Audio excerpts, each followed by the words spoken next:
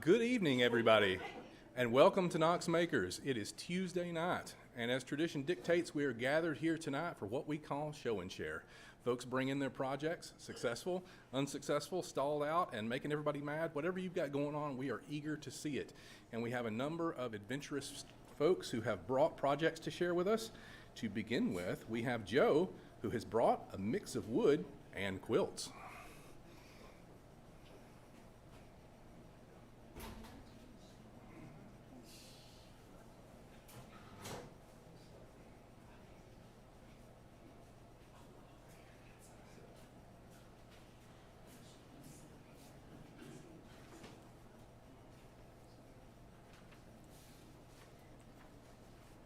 Hello everyone, my name's Joe, and one of the things I'm going to show tonight started me on the first thing. The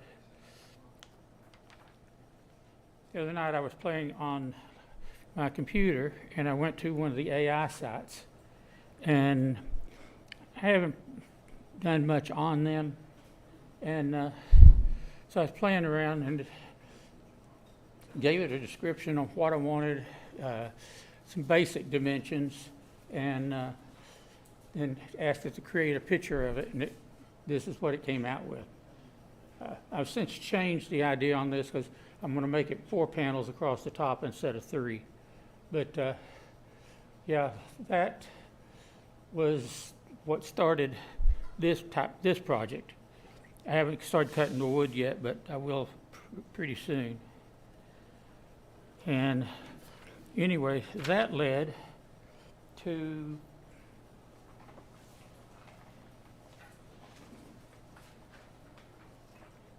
my wife was a quilter, and her whole quilting group made a quilt for me, and everybody signed the blocks.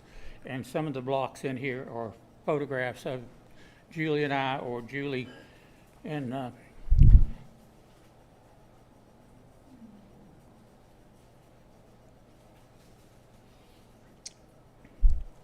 picture on the corners at the expo centers.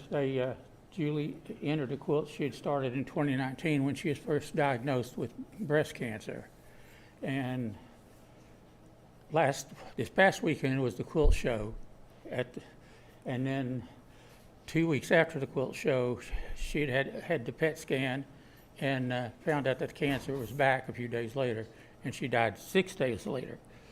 So this idea originated really from this quilt.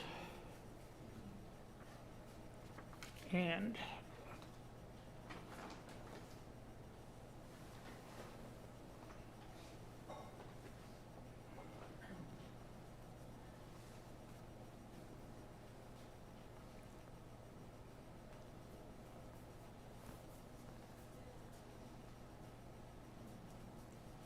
that's the actual quilt.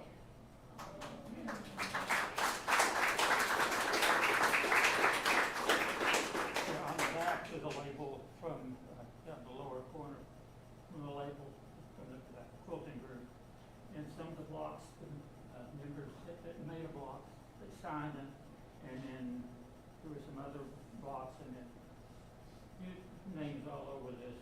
So, but this is one of my favorite pictures. You can never have a sewing room without having cats in to help themselves. That's the cat here is the one we've had the longest. She's about 14 years old. She was a feral and just walked in the house one day like, "Hey, I'm home." Okay.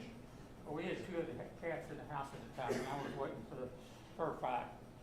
Never happened. I'm going to lay this out on the table out in the workshop area there to show it off better instead of trying to pass it around. So, but that's what I had to show. Oh, one other thing, I've been playing with I've got a laser engraver, and I play with it to learn different things. This is one of the things I lasered in.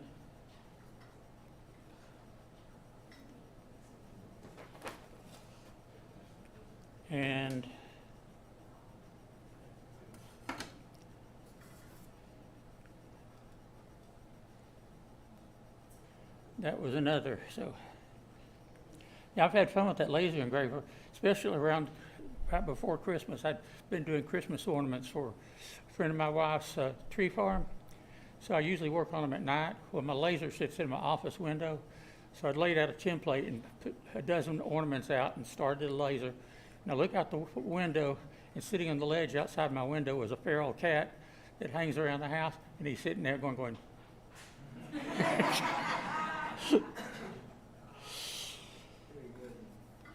Thank you.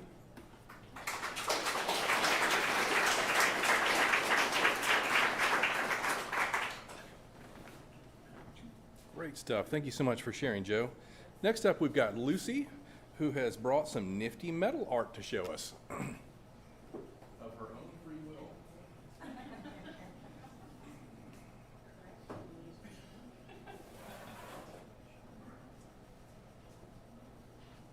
It's because Isaac made me feel bad and gave me a big sad face.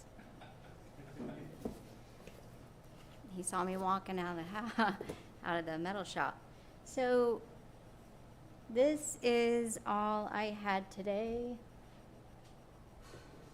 It is, I've never used this.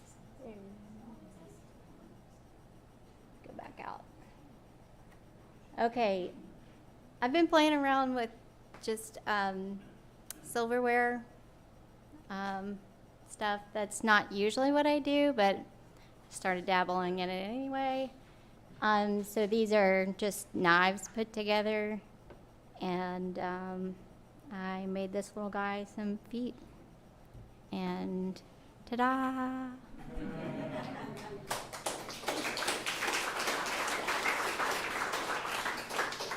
Yes. How long did it take?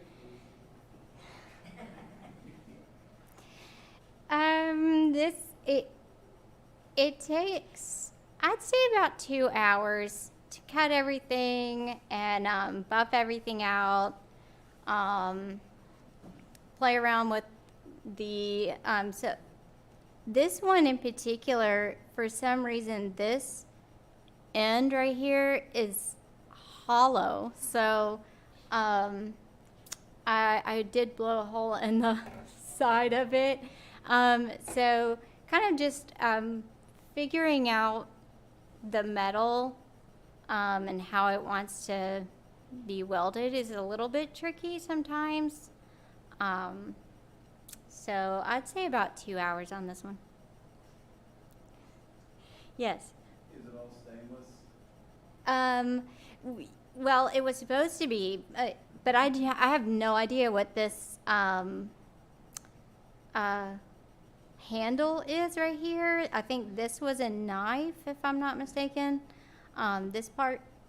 So I'm guessing it might be hollow stainless. Yes.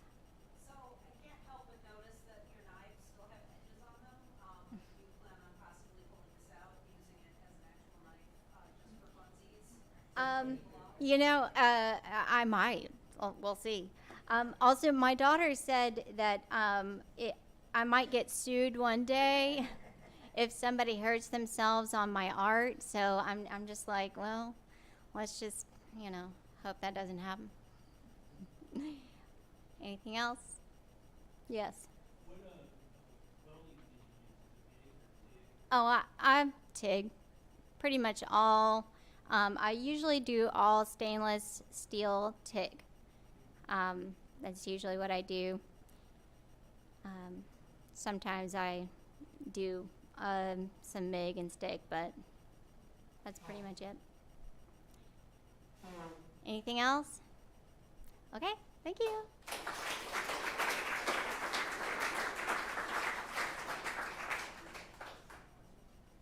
See, that was splendid. That was worth me begging.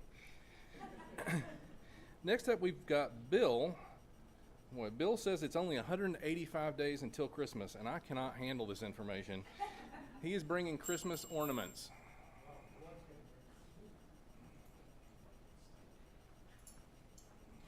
Again, YouTube is a very dangerous place to hang out. So these are Christmas ornaments forged out in the forge. So the middle two are the icicle. So just square stock, twisted, kind of put a taper on the end, and I'll drill a hole and put a little hook in the end of them. And the other two are candy canes. So the candy canes I was playing with out there, we have a bending jig that we can use. And in the past, every time I've tried to use the bending jig, it has not gone well. It's gone very poorly. Today, I made it work.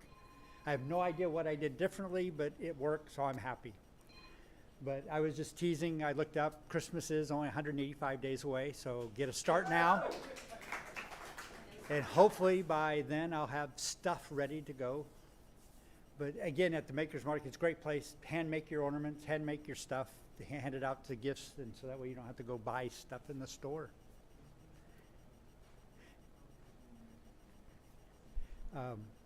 The icicles, 10 minutes tops. The candy canes, about the same. So that was the other good thing about it, is watching YouTube. They go, you too can make this in 5 minutes. And it's like, oh yeah, give me a break. But they were right this time. It went really fast. How do you finish those? You know, I taught a class on how to make wood conditioner. So that wood conditioner, I'm putting that stuff on everything.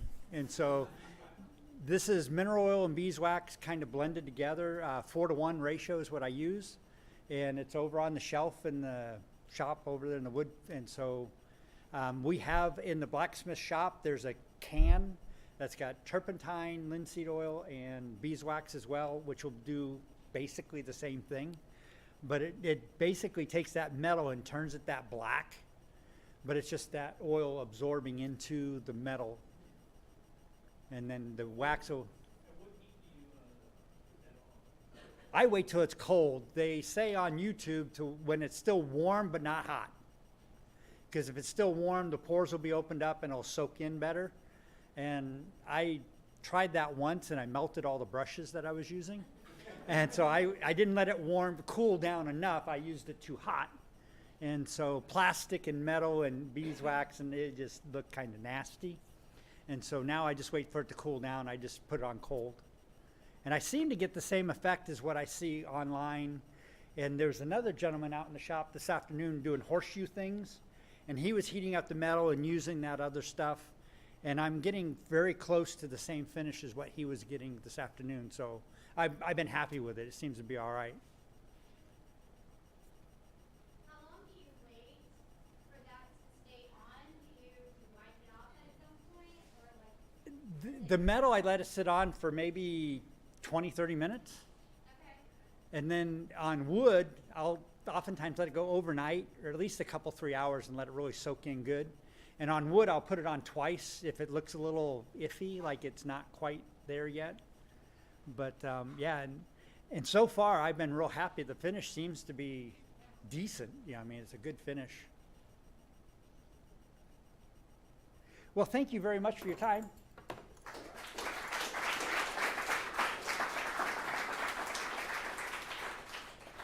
It's a black metal Christmas. Rock on, man. Actually, you may not realize this, but it's 129 days until Halloween. So consider your priorities. Did anyone else sneak through the workshop quietly with amazing projects that they failed to write down on the sheet? Yes, yes, show something wonderful. Hello all. So you might remember a couple of weeks ago, Matt showed some rocks that he drew, and they were beautiful. And recently I had a friend with a birthday in Cades Cove. So I wanted to go there and, you know, you're supposed to leave no trace. You can't like take a rock or take a leaf or whatever.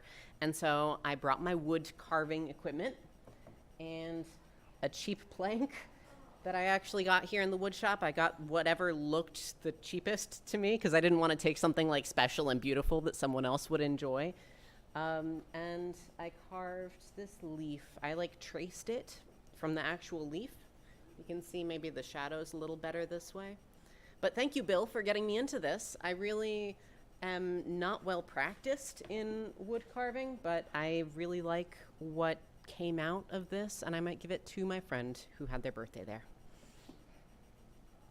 Yes? Is it gouge? Mm-hmm. Yeah, there are tools that are like U-shaped. Well, it looks like it's standing out. Yeah. It's not. Yeah, the part that... Relief carving. Relief carving. Relief carving. some that you can go way deeper and make it really stand out better. Thank you, Bill. That's relief carving for anyone online. And that part took way, way longer than the details in the leaf. It is so hard to not damage the leaf when you're trying to get around it. Anything else? If you did bugs instead of leaf carving, would it be rebug carving? Thank you.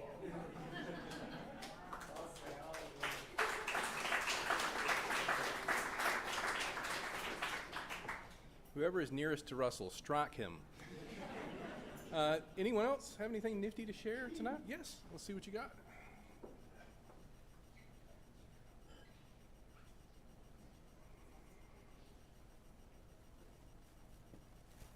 I decided to continue my painting adventures and paint a different thing. I wanted to have like a hammered silver tray. And I thought, well, I should be able to do this, but then I thought, well, what can I do it with? And now that I'm up here, the word has completely escaped my mind. What they call this, it's a type of paint, if you will, that you put on wood, and then it crackles, right? And some of the images I saw were beautiful, like this. So I thought, okay, I can do this. So I found myself a tray, and I'm gonna try it. Now, keep in mind, this was a plastic tray. And the results I got were not at all what I had thought I would get. So I'm really disappointed. And then after sitting outside a while, it decided that it didn't want to be attached anymore. And so this is my complete fail. And I did purchase the hammered trays. So I tried. I did try. And that's all I have tonight. Thank you all.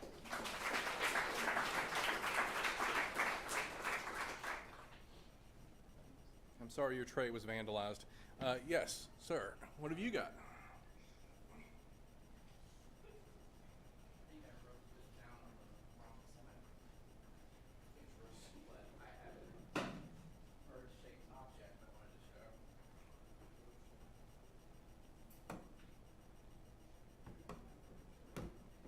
Wow. So, yeah, I did a blacksmithing, been experimenting with, my first time doing animal forms, and it's a bird-shaped thing. I made, this is a tool I made, slot punch to make this thing. It does have a blue sheen to it, so I left the temper colors on. Huh? Oh, the knob-shaped knob. Okay, go slow.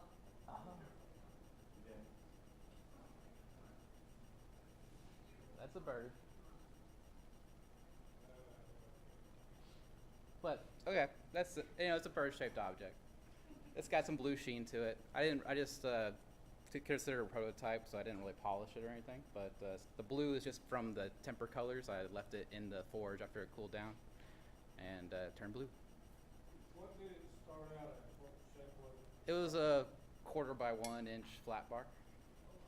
Yeah. So. It reminds me of the bird that goes in the yards. Yeah, that thing. Okay. Is that where it will be? I'm looking at the hole in the center. Oh, this thing. Yeah. This is just like if you're birding, you want to disguise, still want to see the birds. No, I think this is a style I stole from Brian Brazil. He's a famous blacksmith, but I think the purpose of these holes is to save me the trouble of having to do detail work on the body. Also, it's just really cool. You can put a 1 inch hole in a 1 inch bar. And that's something you can only do with steel, and it's awesome. Yeah.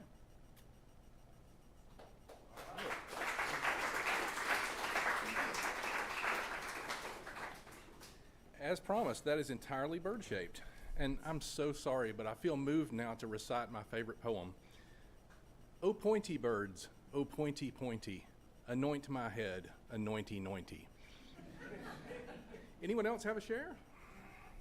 Excellent, let's move right on. We do have several events in the next few days. To your delight or dismay, they are all sold out.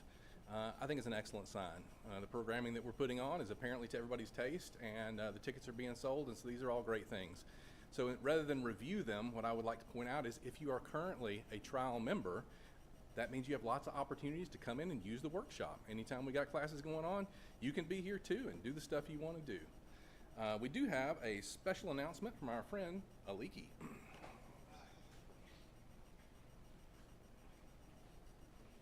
I don't have any pointy birds, I'm sorry. But I do have stuff like this. So, it's funny, originally I was going to put one on either side until I remembered it's the same projector, guys. So sometimes thinking ahead helps. There are several more of these posters. I only brought several of them with me. If you remember, there was a poster jam not too long ago to help us advertise our market that is October 4th. It's this fall from noon to 5. You may have heard me talking to you a few other times. But the question that I've gotten is, oh my gosh, Aliki, how do we volunteer and help make this the awesomest market we've ever had? Which is always my goal every single year. Well, the way that you can help as soon as today is to find one of these posters, which as you're exiting the classroom, it's going to be in the arts and crafts area. They've got their, who raise your hand if you printed these? Who printed all of these was it you? Thank you, Isaac. He went through, we had the poster jam, they were posted in Mattermost, but for you to go out and grab one, by the way, my absolute favorite, but be careful where you put this one out in public, friends. It looks like a murder poster. Probably why it's my favorite, but I would love for all of you to take one or two. If you know you go to places where there is maybe a public bulletin board, I'll use two, maybe not the best examples, but churches have them as well as breweries have them. Maybe not consecutively attending all of those things, but think of the places that you're at between now and our market, and if there is a good place, I know I'm going to put one of these at my office in my cube where people pass through, but if there, that is the way that you can help us, is get the news out.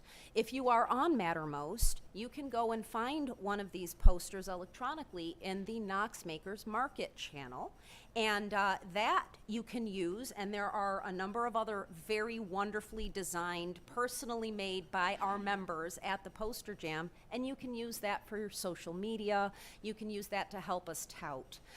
So that is the single best way, each and every one of you, and the internets who can hear me. Hi, internet. Anywho, so there is another way that you can help, but it takes a little bit more planning, and you may have heard us talking about our vending machine for our little Artomatic guys. I'll put that under there too. You can probably see it better how big it is in my hand. But we have a whole lot of those, and what we do, if you're not familiar, is that at our information booth that sits right outside our shop, as really the welcome to not only our market, but to our shop, we have this, people can put their coins in and get a little treat. It's out also in arts and crafts if you want to see some of them, but really we're looking for made things that fit in this little itty bitty container. If you're not sure, please take one of these little containers with you to play test. If you don't use it, please bring it back. We would like them filled. But we've seen all sorts of delightful things that can fit into one of these little guys.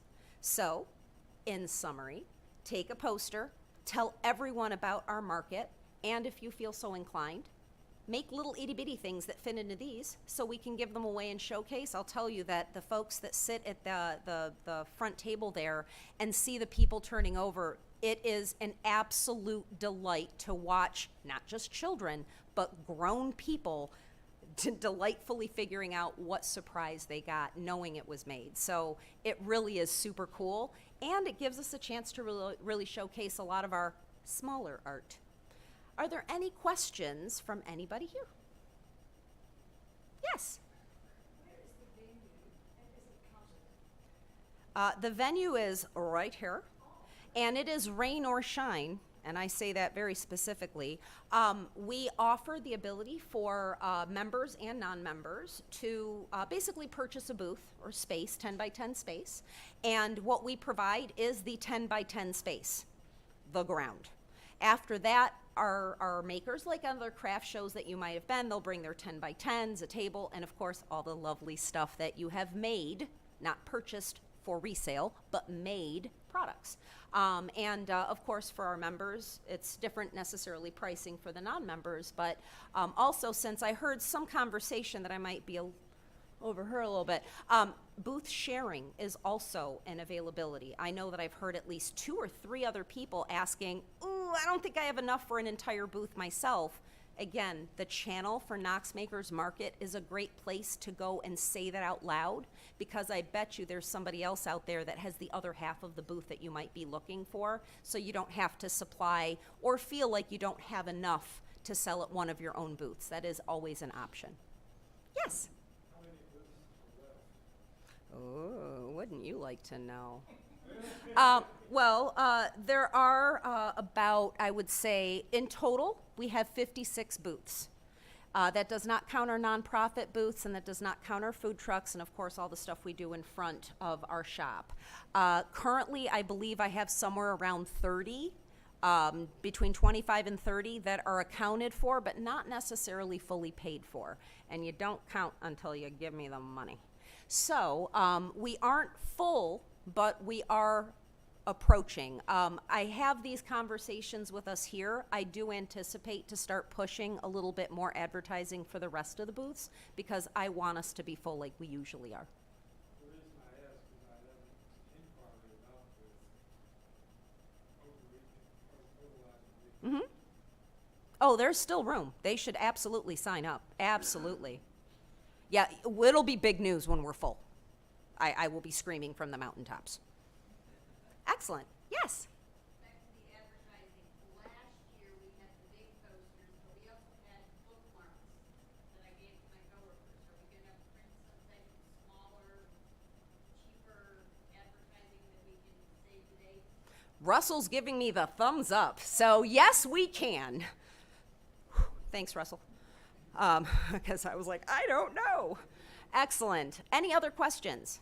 And of course, in case you're wondering, there will be more volunteer opportunities that Knox Makers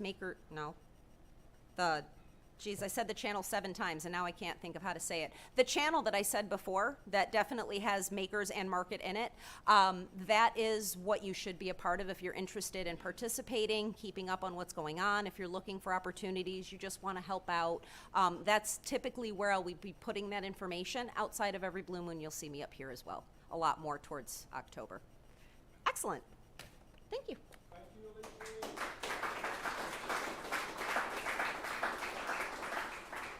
Fabulous. Thank you so much. One further remark regarding the Knox Makers Murder Market.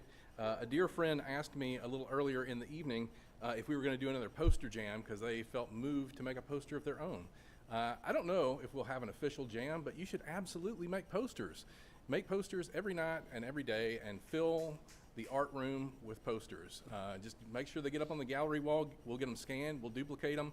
I love the idea of us having so many different makers' visions of art and poster making. So please do that. All of you should do that.